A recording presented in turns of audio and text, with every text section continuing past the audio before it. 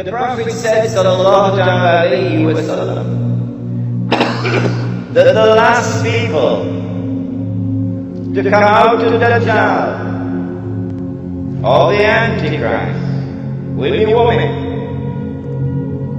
The last people to come out of Dajjal or the Antichrist will be women. And a man would have to return to his home and tie down his wife and sister and daughter to protect and preserve them from Dajjal, the Antichrist. Indicating that when Dajjal's mission is close to its climax, something strange is going to sweep the world of women. That they are going to be deceived, utterly deceived. That what would appear to them to be the road to progress, which they would eagerly grasp and embrace, what would appear to them to be a revolution in the world of women, the likes of which mankind never witnessed before, would in fact be Dajjal's deception. I believe you will share with me the view that that prophecy of the blessed Prophet Muhammad alayhi salatu wasalam is today being unfolded in the modern feminist revolution and its so-called struggle for women's liberation. But that civilization also gave us women who are dressed and yet naked. All through history, women were always covered. But now, they are dressed and yet naked. It started with the taking off of the head covering. Oh, now I'm free. I'm free from this bondage, the covering of the head. Okay, let's see where you're going. What they call a baby. Baby. And then the arm is become bare. Oh, you're making progress. And then the skirt starts coming up and reaches up to the knee. Oh, you're making progress and you're proud of your new freedom. And then she starts to become even more provocative in her dress. Allah has created her beautiful for men. And as she takes off her clothing, the provocation for men increases. Is it happening by accident? It starts over there, and then like a virus it spreads to the rest of the world.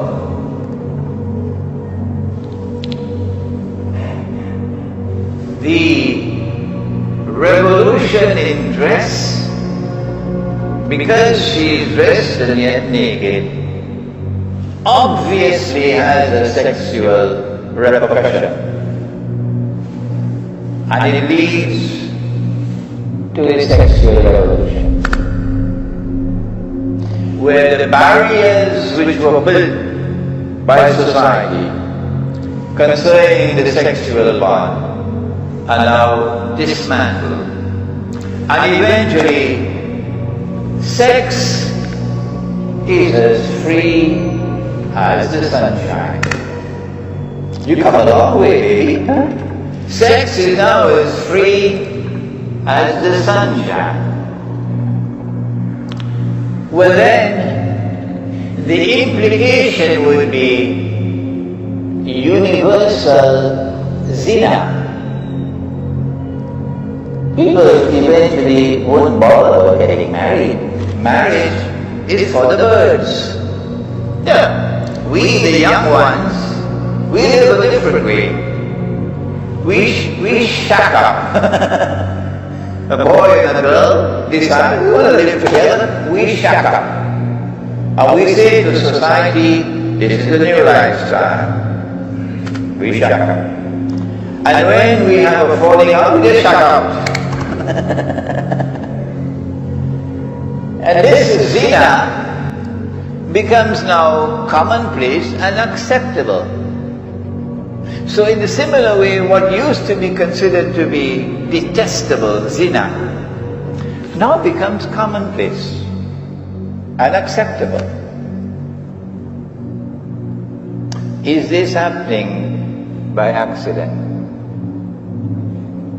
If it is not, then we ask, what is the explanation for it? We have an explanation in Islamic eschatology, and this is ours. If you differ, then please tell me what is yours. Nabi Muhammad alayhi salatu wasalam explained to us the sexual revolution. It's not just zina. No. Eventually you reach saturation point in the number of women you can have, and then it no longer excites you. So then you turn to something else, because now men will dress like women. Yes. If a man is to dress like a woman, the first thing he has to do, whether you like it or you don't, whether you approve of what I say or you don't, the first thing he has to do is to shave off his beard. It doesn't matter to them that it was Allah put the beard on their face. No! You made a mistake. I'm taking it off. Because the modern world considers the clean-shaven face to be one of progress. And the beard represents backwardness. So the first step on the road, if men are to dress like women, is to shave off the beard. Why would a man want to dress like a woman? Answer: so that he can attract another man. And so the sexual revolution eventually must spawn homosexuality and lesbianism. Inevitable. And that is already occurring in the world today. But that's not all. Eventually, you have to search beyond homosexuality and lesbianism to get your high.